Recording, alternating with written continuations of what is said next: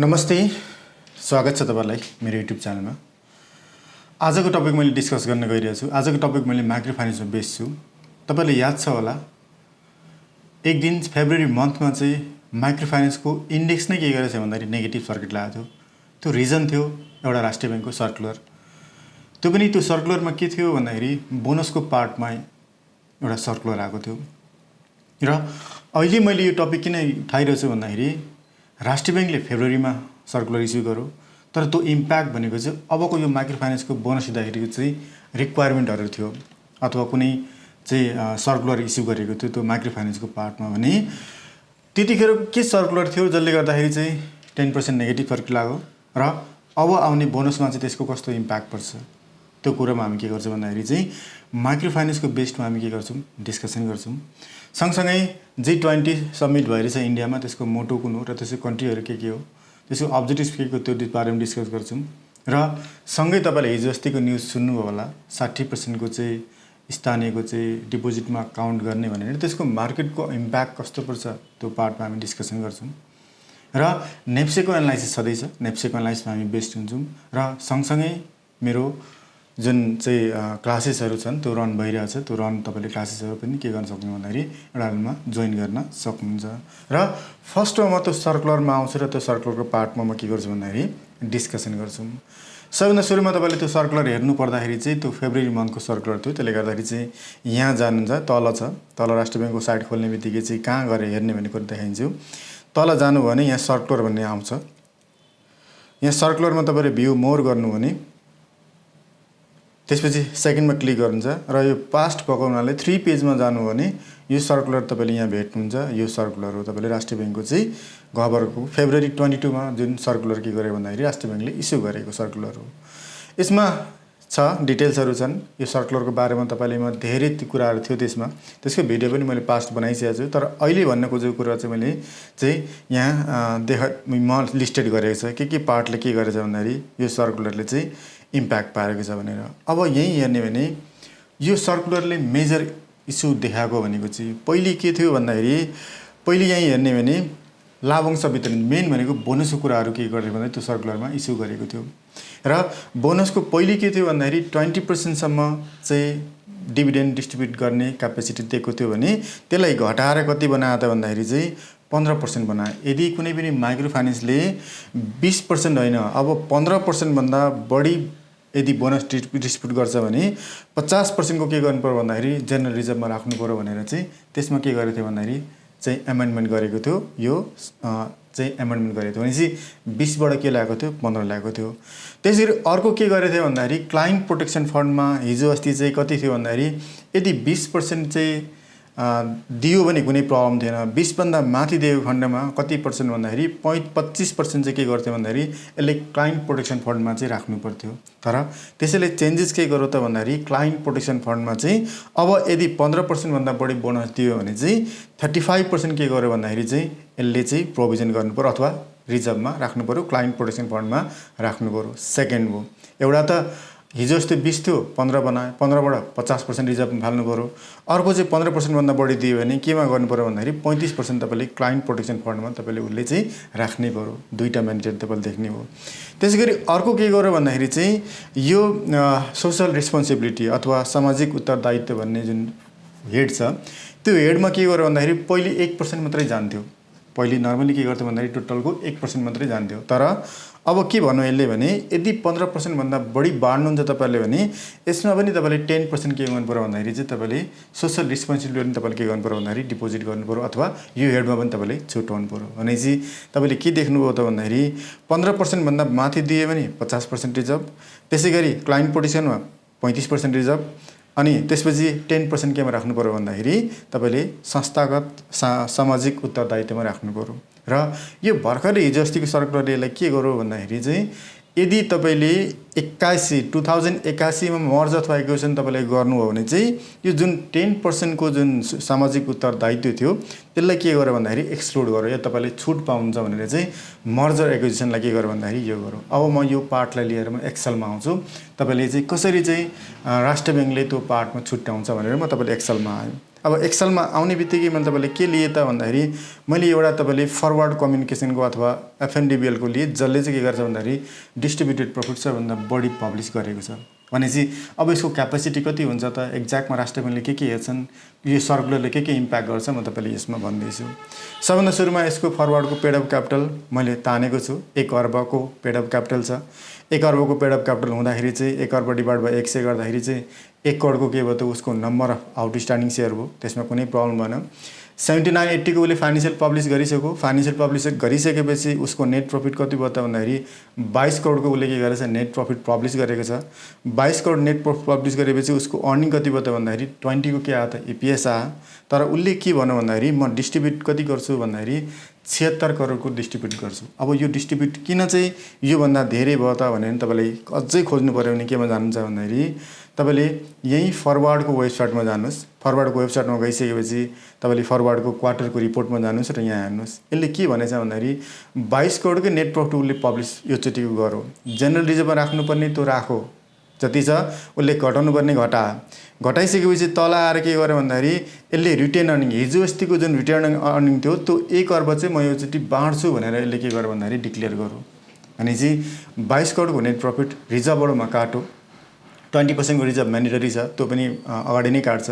त्यसले गर्दाखेरि चाहिँ नेट प्रफिटको चाहिँ अनि उसले के भन्यो भन्दाखेरि म रिटेन अर्निङ 1 अर्ब बाँड्छु भनेर यसले कति पुऱ्यायो त भन्दाखेरि जम्मा काटेर चाहिँ 76 करोडको चाहिँ म बाँड्छु भनेर उसले बनायो। भनेपछि चाहिँ यहाँ भनेको चाहिँ कुरा के त भने डिस्ट्रिब्युटेड प्रफिटमा चाहिँ अर्निङ जति गरेको छ रिजर्भ काटेर त्यसपछि म हिजो अस्तिको जुन रिटेन अर्निङ थियो त्यसलाई चाहिँ म बाँड्छु भन्न पाउँछ र उसले के भन्यो जम्मा डिस्ट्रिब्युटेड प्रफिट 76 करोडको बाँड्छु भनेर भन्यो। ठिक छ उसले बाँड्छु भन्नु। अब उसको डिपिएस कति आयो त भन्दाखेरि 72.59 आयो माइक्रो फाइनेन्सको। अब यसमा के भन्छ भने नि उसले अघिको जुन प्रोभिजन राष्ट्र ब्याङ्कले चाहिँ यदि पेड अफ क्यापिटलको 15% सम्म बाँड्नु हो भने तपाईँले कुनै पनि प्रोभिजन राख्नु परेन, रिजर्भमा 50% हाल्नु परेन, 35% एडिसनल हाल्नु परेन, 10% एडिसनल हाल्नु परेन। यदि तपाईँ 15% पेड अफ क्यापिटलको 15% तपाईँले बाँड्नुहुन्छ भने यदि माइक्रो फाइनेन्सले 15 करोड 83 लाख रुपियाँ बाँड्यो भने उसलाई कुनै प्रोभिजन राख्नु परेन, सक्यो, उसको कुनै प्रब्लम भएन। तर यदि यसले के भन्छ होइन म 15% भन्दा एबोभ बाँड्छु भन्यो भने यसको कहाँ जान्छ त भन्दाखेरि यसले जुन डिस्ट्रिब्युटेड प्रफिट भनेको थियो यसमा कति काटिन्छ भन्दाखेरि 50%। जस्तै कि किन यसले के भन्यो यदि 15 भन्दा एबोभ पुरा भने 50% को जुन रिजर्भ तपाईँले काट्नुपर्छ भनेर भन्यो। यो भनेको चाहिँ 38 करोड आयो। त्यसरी क्लाइन्ट प्रोटेक्सन फन्डमा चाहिँ कति पर्सेन्ट छ भन्दाखेरि 35% छ। यो पनि मैले के गरेँ भन्दाखेरि डिस्ट्रिब्युटेड प्रफिटबाटै के गरेँ 35% डिटेक्ट गरेँ 35%। त्यसै गरी 10 मा के भनेछ भन्दाखेरि अर्को चाहिँ तेस्रो चाहिँ सोशल रेस्पोन्सिबिलिटी तपाईँले कति बाँड्नु पर्यो भन्दाखेरि 10% तपाईँले बाँड्नु पर्यो भने यो पनि डिस्ट्रिब्युटेड प्रफिट को 10% मा के गर्यो यसले बाँड। भनेपछि अब मैले यो प्लस यो गर्दाखेरि चाहिँ 72 करोड 79 लाख यसले के गर्न पाएन भन्दाखेरि बाँड्न पाएन। किन 50% एडिसनल जेनरेटिभ फन्डमा लानु पर्यो, क्लाइन्ट प्रोटेक्सन फन्डमा यति हाल्नु पर्यो, अनि 10% के गर्नु पर्यो भन्दाखेरि यसले सोशल रेस्पोन्सिबिलिटीमा के गर्नु पर्यो भन्दाखेरि यसले 7 करोड हाल्नु पर्यो। भनेपछि टोटल डिडक्सन कति भयो त भन्दाखेरि 72 करोड यति। भनेपछि रिमेनिङ कति भयो त भन्दाखेरि जम्मा कति भयो त यो 3 करोड 83 लाख के गर्यो भन्दाखेरि त्यहाँबाट बाँडेको तपाईँले छुट्यो। अब यो त 3 करोड 83 लाख त छँदैछ। अब यसले 15% त के भन्छ भन्दाखेरि एडिसनल पेड अफ क्यापिटलको जुन 15% छ त्यो 15% तपाईँले बाँड्न पाउनै हुन्छ। त्यसमा भनेको चाहिँ हामीले उसले बाँड्न पाउने भनेको 15,83,000 हो, जुन चाहिँ उसले त्यसमा कुनै प्रोभिजन गर्नु परेन। भनेपछि 15,83,000 र 38,000 3 करोड 83 लाख भनेको चाहिँ जम्मा 19 करोड कति भयो त भन्दाखेरि 66 लाख उसले के गर्नु पर्यो उसको क्यापेसिटी भयो। भनेपछि अब डिभिडेन्ड क्यापेसिटी कति भयो त भन्दाखेरि यो डिभाइड भयो के हुन्छ भन्दाखेरि नम्बर अफ आउटस्ट्यान्डिङ चाहिँ उसको 1 करोड छ।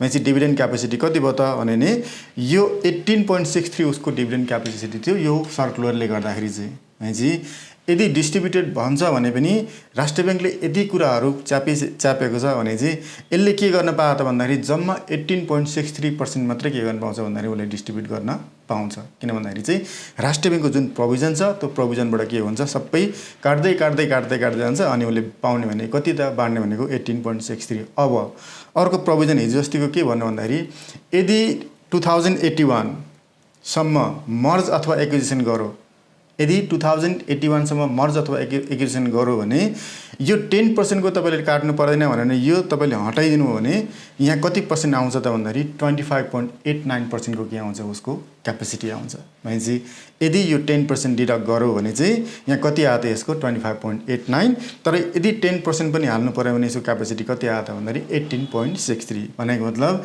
यहाँ के गरेको छ भन्दाखेरि 72 को उसले डिस्ट्रिब्युटेड गर्यो र सबै काट्दा पायो कति त भने कति पायो त भन्दाखेरि 18.63 के गर्छ भन्दाखेरि यसको डिस्ट्रिब्युटेड क्यापेसिटी छ। अब कसैले मैले यो गरेको कुराहरू मैले तपाईँले बुझ्नुहुन्छ भने कसैले सक्नुहुन्छ भने सबैको यो डिस्ट्रिब्युसन क्यापेसिटी निकाल्न सक्नुहुन्छ। यसरी भने एकचोटि निकाल्नुहोस् र एक्सेलमा सिट गर्नुहोस् र मलाई एकचोटि चाहिँ पठाइदिनुहोस् भनेर तपाईँलाई कसैले पनि के गर्यो भन्दा एउटा रिक्वेस्ट गरेँ। किन भन्दाखेरि हामी सबैले के थाहा हुन्छ भन्दाखेरि चाहिँ कति क्यापेसिटी रहेछ भन्ने कुरो चाहिँ हामीले थाहा हुन्छ र त्यो किसिमले हामी के गर्न सक्छौँ भन्दाखेरि चाहिँ माइक्रो फाइनेन्समा बाई गर्ने कि नगर्ने यिल्ड क्याल्कुलेसन गर्दाखेरि के हेर्ने भन्ने कुरा हामी के गर्छौँ भन्दाखेरि यसरी क्याल्कुलेसन गर्छौँ। यो भनेको चाहिँ मैले के भनेको भन्दाखेरि चाहिँ माइक्रो फाइनेन्सको बोनसको डिस्ट्रिब्युसनको पार्ट हो। भनेपछि राष्ट्र ब्याङ्कले के भनेछ भन्दाखेरि जताबाट घुमाएर पनि के गरेछ भन्दाखेरि जसरी होस् उसलाई 15% भन्दा बढी नबाढोस्, 15% मात्रै बाढोस् भनेर चाहिँ उसले रिस्ट्रिक्टेड के गरेको छ।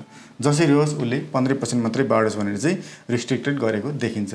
त्यो सर्कुलर कतिखेर आयो त भन्दाखेरि 22 फेब्रुअरीमा आएको छ। भने चाहिँ यो सर्कुलरको काम भनेको यतिखेर थियो, तर 22 फेब्रुअरी मात्रै आउँदाखेरि चाहिँ के भयो त भन्दाखेरि टाइमिङ चाहिँ अलिक गलत हो कि टाइमिङ चाहिँ अलिकति नमिलेको हो कि भनेर चाहिँ मैले एउटा के गरेँ भन्दाखेरि एनालाइसिस गरेर यसले गर्दाखेरि चाहिँ डिस्ट्रिब्युसन क्यापेसिटी माइक्रो फाइनेन्सको धेरै के गर्छ भन्दाखेरि डिक्लाइन गराएको छ माइक्रो फाइनेन्सको पार्टमा। अब यसमा हामीले क्याल्कुलेसन के गर्छौँ भन्दाखेरि कसको धेरै छ त्यो तपाईँहरूले पनि के गर्नुहुन्छ भन्दाखेरि निकाल्नुहोस् र त्यही अनुसारले हामी हेर्छौँ। अब म अर्को फेजमा आउँदाखेरि चाहिँ मैले के हेरेँ त भन्दाखेरि जस्तै कि इन्डियाको जुन कुरा आयो, इन्डियाको G20 को जुन समिट छ, G20 कन्ट्रीहरू कुन हो त भन्दाखेरि युएसए भयो, युरोपिया भनेको सेन्जेन भयो, चाइना भयो, जापान भयो, चाइना जापान एसिया, जर्मनी भयो, युके भयो, फ्रान्स भयो, इन्डिया भयो, इटली भयो, ब्राजिल भयो, क्यानाडा भयो, साउथ कोरिया भयो, रसिया भयो, स्पेन भयो, अस्ट्रेलिया भयो, मेक्सिको भयो, Indonesia, Turkey, Netherland, Switzerland, Saudi Arabia, Argentina, South Africa र सिङ्गापुर। यो भनेको के त भन्दाखेरि G20 को अहिले इन्डियामा आज र भोलि के भइरहेछ भन्दाखेरि समिट भइरहेछ। यसको मेन मोटो के छ भन्दाखेरि वन अर्थ, वन फ्यामिली अनि वन फ्युचर भनेर चाहिँ के छ भन्दाखेरि उसको मोटो रहेछ। त्यसमा मेनली भनेको चाहिँ क्लाइमेटको बारेमा डिस्कसन हुन्छ र इकोनोमीको पार्टले पनि के गर्छ भन्दाखेरि डिस्कसन हुन्छ र सँगसँगै सबै चाहिँ जति छ G20 यो G20 भनेको चाहिँ वर्ल्डको 65% चाहिँ जिडिपी के गर्छ भन्दाखेरि यिनीहरू 20 कन्ट्रीले के गर्छ स्टेक होल्ड गरेको छ। त्यसले गर्दाखेरि चाहिँ मेजर कन्ट्री भनेको कुन भयो त भन्दाखेरि यो G20 भयो। यिनीहरूले के गर्छ भन्दाखेरि इकोनोमीको पार्टहरूलाई इकोनोमी सर्भाइभ गर्ने, इकोनोमीलाई कसरी चाहिँ बुस्ट गर्ने, कसरी कुन पार्नी गर्ने जुन गरिरहेछ त्यसले के गर्छ भन्दाखेरि आज र भोलिमा चाहिँ राम्रो आउटपुट आओस् र सबैलाई के होस् भन्दाखेरि पोजिटिभ म्यासेज जाओस् भनेर चाहिँ जाओस् भन्न चाहन्छु। र अर्को भनेको चाहिँ हामी केमा आउँछौँ अब भन्दाखेरि चाहिँ हामी अब सेकेन्ड पार्टमा तपाईँले देखिराख्नुपर्छ 60% को चाहिँ जुन स्थानीय निकायको पैसा आउने भन्ने छन् त्यो पैसा आइदियो भने के हुन्छ भन्दाखेरि चाहिँ सिडीमा के हुन्छ अलिकति लिबरलाइज हुन्छ। सिडीमा लिबरलाइज भएर पनि के हुन्छ भन्दाखेरि तपाईँले चाहिँ खालि इन्ट्रेस्ट रेट घट्छ कि भन्ने हो। मार्केटमा चाहिँ क्रेडिटको क्रन्च अहिले पनि के छ, क्रेडिट चाहिँ क्रेडिटेबल फर्म धेरै छ तर पनि लोन लाउन सकिरहेको छैन। त्यसले गर्दाखेरि चाहिँ वर्किङ क्यापिटलले पनि त्यति धेरै के गरेन भन्दाखेरि जुन पोलिसी छ, जुन सर्कुलर छ त्यसले पनि के गरेन राम्रो किसिमले बुस्ट गर्छ जस्तो चाहिँ देखिएन। त्यसले गर्दाखेरि त्यसले पार्टबाट पनि हेरौँ र केही पोजिटिभ चाहिँ पोजिटिभ सेन्टिमेन्ट जान्छ कि भन्ने के गर्छौँ भन्दाखेरि हामीले एउटा चाहिँ आश चाहिँ हामीले गर्छौँ र त्यो कसले भन्दाखेरि सन्डेको मार्केटले के गर्छ भन्दाखेरि बिहेभियर देखाउँछ। सन्डेको मार्केटबाट तपाईँले हामीले हेर्छौँ र टेक्निकल्ली तपाईँले टेस्ट गर्दाखेरि चाहिँ हामीले टेक्निकल्ली हेर्छौँ। टेक्निकल्ली हेर्दाखेरि चाहिँ नर्मली अब यो क्यान्डलहरू भयो, क्यान्डल हेर्दाखेरि चाहिँ हामीले यहीँ ट्रेन्ड लाइनले हामी रिग्रेसन तान्छौँ, टपको र यता तल तान्छ भने यो के लियो त भन्दाखेरि यसले ट्रेन्ड लाइन लिएको छ। यो ट्रेन्ड लाइन जबसम्म ब्रेक हुँदैन तबसम्म हामी के गर्दैनौँ भन्दाखेरि चाहिँ फर्स्टमा तपाईँले ट्रेन्ड लाइन ब्रेक हुन्छ, सेकेन्डमा तपाईँले के हुन्छ भन्दाखेरि चाहिँ फिबोनाचीले पनि के दिन्छ तपाईँले यो पोइन्ट दिन्छ। यो पोइन्ट दिँदाखेरि चाहिँ 2004 यदि 2004 भन्दा माथि जान्छ भने तपाईँले फेरि के गर्नुहोस् भन्दाखेरि बाई गर्नुहोस् भन्छ। र स्ट्रङ के थियो भन्दाखेरि चाहिँ यसले यो जुन सपोर्ट थियो त्यो सपोर्ट स्ट्रङ सपोर्ट के गर्यो भन्दाखेरि अस्ति ब्रेक गरेको छ।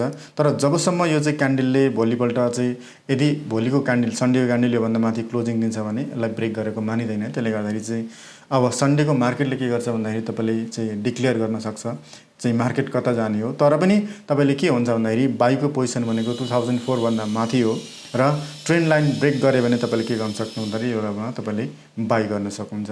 र सबै कुराहरू हेर्नुहोस्, मार्केटको पार्ट हेर्नुहोस् र धेरैले के गरेछ भन्दाखेरि चाहिँ तपाईँले चाहिँ ब्याङ्कले अब डिभिडेन्ड डिक्लेयर गर्न आँट्दैछ, एउटाले मात्रै गरेको छ, अरूले पनि बाँकी छ भने चाहिँ एटलिस्ट तपाईँले डिभिडेन्डसम्म कुर्ने कि भनेर मैले के गरेछ भन्दाखेरि हिजो अस्ति पनि जतिसुकै घटे पनि नहत्तिनुहोस् र आफ्नो चाहिँ किताहरू के गर्नुहोस्, जोगाउनुहोस्। एउटा स्विङ तपाईँले के गर्नुहुन्छ भन्दाखेरि चाहिँ डिभिडेन्ड दिँदासम्म चाहिँ पाउनुहुन्छ कि एउटा आश चाहिँ हामी सबैमा के छ भन्दाखेरि छ र त्यही आशमा हामी के गर्छ भन्दाखेरि चाहिँ होल्ड गरेर बसिरहेछौँ। त्यसले गर्दाखेरि चाहिँ अबको स्ट्राटेजी तपाईँले के गर्नुहोस् भन्दाखेरि एउटा लेभलमा चाहिँ डिभिडेन्ड खाने कि अथवा स्विच गर्नु। पहिले पनि मैले भिडियोमा के भने भन्दाखेरि तपाईँले आफ्नो किसिमले के गर्नुहोस् भन्दाखेरि स्विच गर्नुहोस्, स्टक्सहरू स्विच गर्नुहोस् जुनमा हाई डिभिडेन्ड छ, हाई छ। जस्तै माइक्रो फाइनेन्सको मैले देखाइदिएँ डिभिडेन्ड क्यापेसिटी कसको छ, त्यो क्यापेसिटीको अनुसार तपाईँले के गर्नुपर्छ, साइज गर्नु पऱ्यो, त्यो क्यापेसिटी अनुसार चाहिँ हेर्नु पऱ्यो कसको चाहिँ सबभन्दा राम्रो चाहिँ क्यापेसिटी छ र कसले चाहिँ सबैभन्दा राम्रो चाहिँ दिन सक्छ भनेर तपाईँले हेर्नु पऱ्यो। र सँगसँगै तपाईँले चाहिँ कुनै क्लासहरू लिन चाहनुहुन्छ भने चाहिँ सन्डेदेखि हाम्रो के छ क्लासहरू